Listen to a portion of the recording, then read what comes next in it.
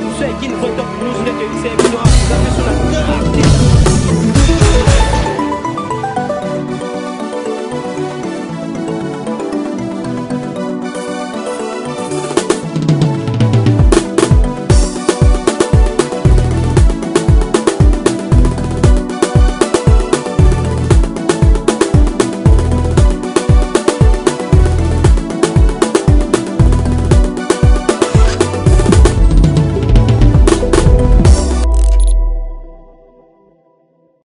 mwana mobali moko komona ezalaki Jean-Marie Mundele azwi camarade na nga nalinga Jean-Marie azwa nga Jean-Marie aboyinga yo Mundele a préféré na ye moninga wana bandeko babolingo ba Jean-Marie Mundele bazebele yo kotala kaka Jean-Marie Mundele wana te toko benge Jean-Marie Mundele pa ki metisi baron azaki na ba société ne aye moko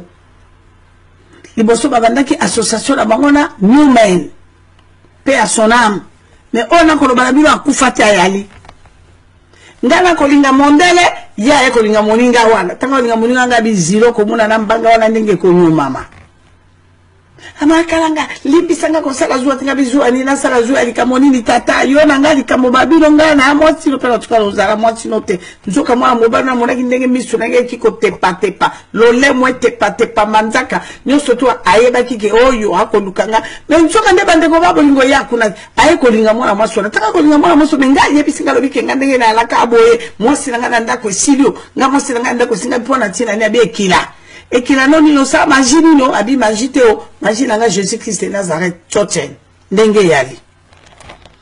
chochen ndenge zali ndeko babo lingo me boyoka tama yeko kamata moninga nanga na moninga to alaki bo blender soudé